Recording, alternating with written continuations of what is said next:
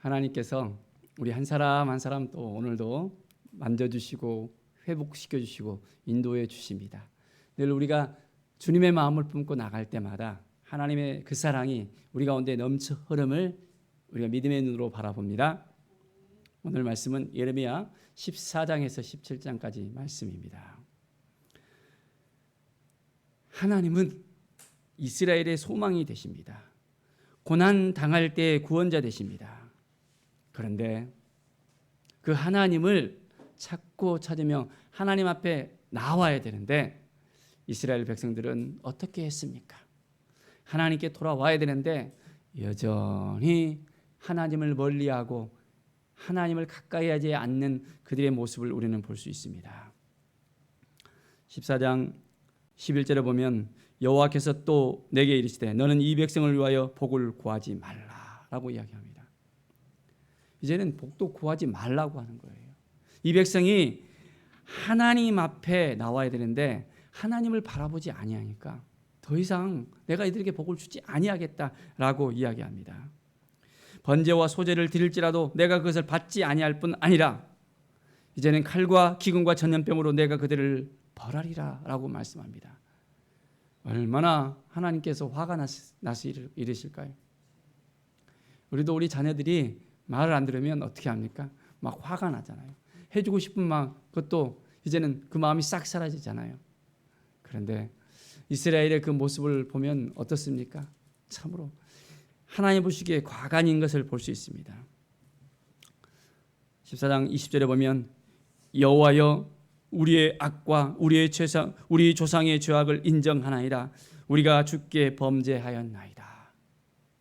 하나님께 그들의 범죄를 인정하고 나올 때 하나님께서 그들을 회복시켜 주신다는 것을 그들은 깨달아 알았습니다. 이제 우리를 미워하지 마시고 하나님께서 세우신 그 언약을 좀 기억해 주시고 우리를 회복시켜 주십시오라고 백성들이 하나님께 간구하는 것을 볼 수 있습니다. 그런데 하나님께 온전히 돌아올 때 하나님께서 회복을 시켜준다는 것을 알아야 됩니다. 15장 4절에 보십시오. 유다 왕 히스가의 아들 므낫세가 예루살렘에 행한 것으로 말미암아 내가 그들을 세계 여러 민족 가운데 흩으리라. 바로 므낫세의 그 행위, 그 죄로 말미암아 흩어짐을 당한다는 것.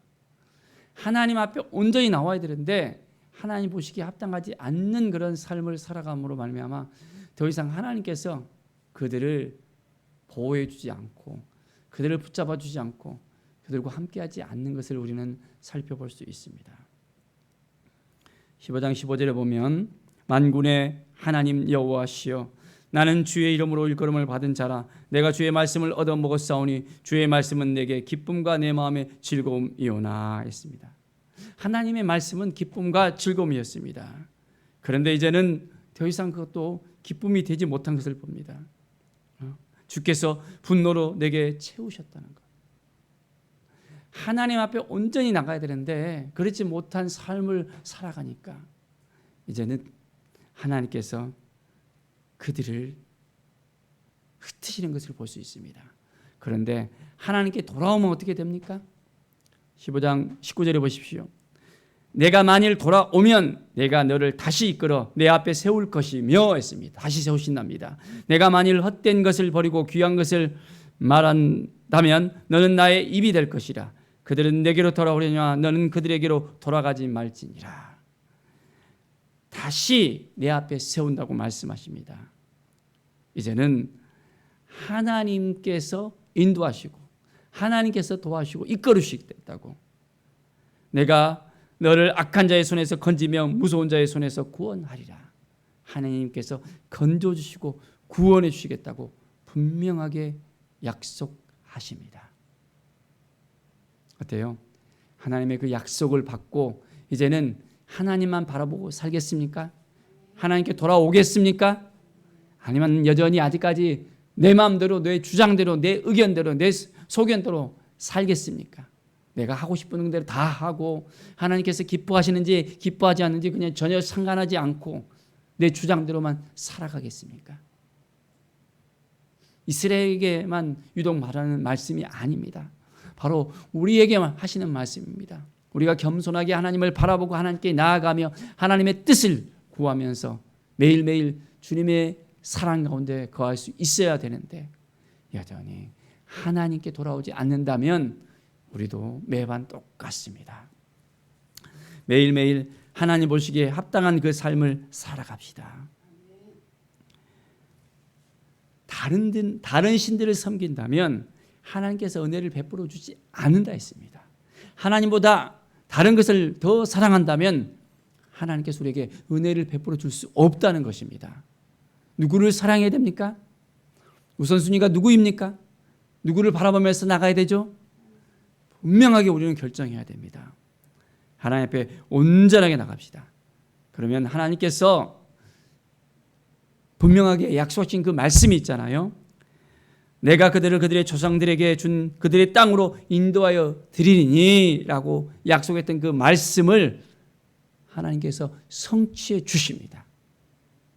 하나님께서 말씀하신 것은 그 약속은 이제는 분명하게 이루어진다는 것을 알아야 됩니다. 그렇다면 우리가 어떻게 해야 되겠습니까? 하나님의 말씀을 매일매일 붙잡고 하나님을 바라보면서 하나님께 나아갈 수 있어야 됩니다. 하나님의 뜻이 무엇인지를 깨닫고 나아갈 수 있어야 됩니다. 하나님께서 구원자이심을 믿습니까? 오늘 하루도 하나님을 더 의지하고 하나님을 바라보고 하나님 앞에 더욱더 한 걸음 한 걸음 더 가까이 나아가길 원합니다. 16장 19절에 보면 여호와 나의 힘 나의 요새 환난 날에 피난처 시어 했습니다. 정말 하나님께서 힘이 되시는 것을 믿습니까? 하나님이 요새가 되시고 피난처가 되십니다. 이걸 우리가 확신할 수 있어야 돼요.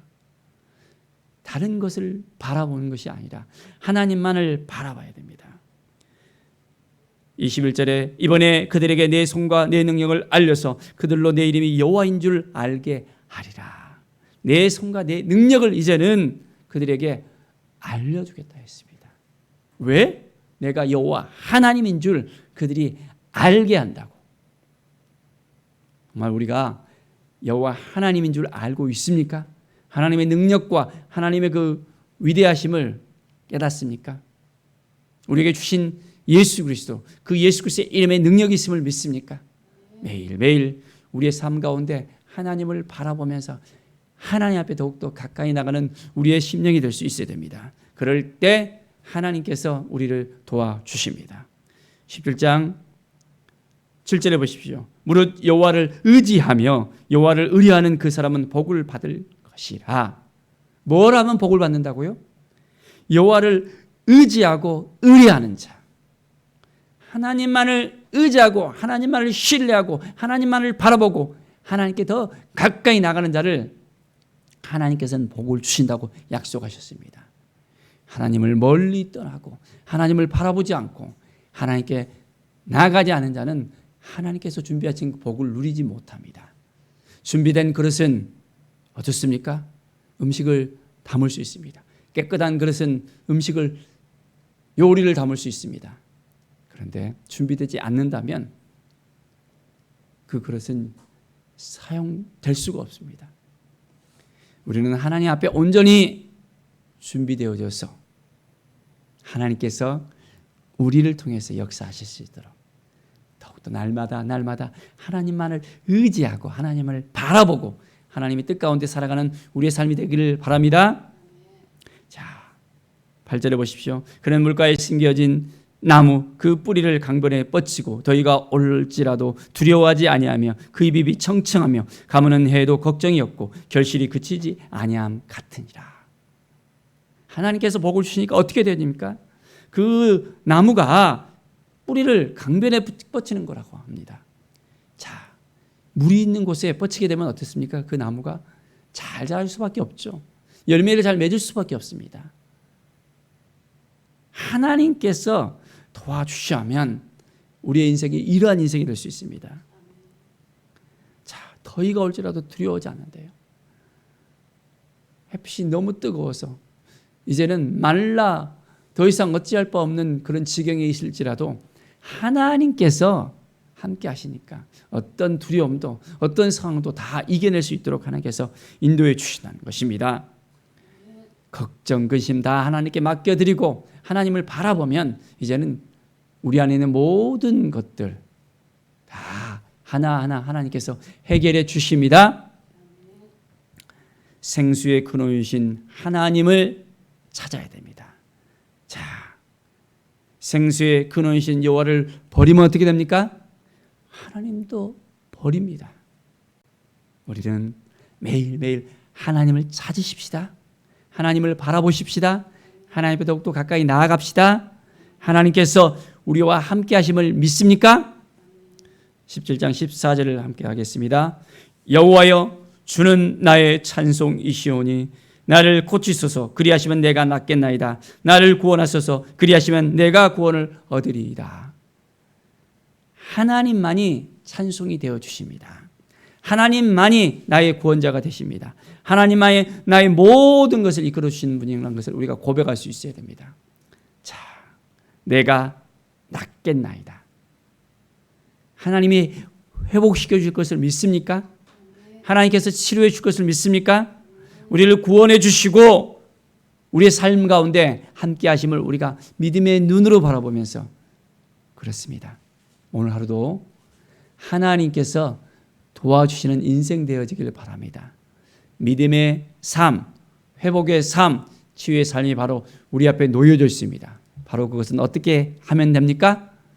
하나님께 돌아와서 하나님을 바라보고 하나님을 의지하고 하나님을 신뢰하고 하나님을 의뢰하고 하나님과 동행하는 삶을 살아가는 것입니다. 말씀 앞에 서서 이제는 말씀을 통해서 우리가 어떻게 살아갈 것인가를 하나님께 묻고 하나님 그렇습니다. 오늘 하루도 하나님께서 베푸신 그 은혜 가운데 거하길 원합니다. 나의 구원자 되시는 하나님을 찬양합니다. 오늘도 고백이 넘쳐 흐르고 감사가 넘쳐 흐르고 기쁨과 온전한 행복이 이제는 풍성해지는 오늘 하루가 되어지기를 간절히 축원드립니다. 기도하겠습니다. 하나님 감사합니다. 하나님의 은혜가 오늘도 임함을 믿습니다. 다른 것을 바라보지 않고 주님께 돌아와 주님만 바라보겠습니다. 주님과 함께 하겠습니다. 주님께 묻겠습니다. 주님의 뜻을 깨달아 알고 이제는 하나님을 바라보고 하나님을 의지하고 신뢰하고 하나님과 동행하는 그 삶을 살겠습니다. 우리의 구원자 되시는 하나님을 찬양합니다.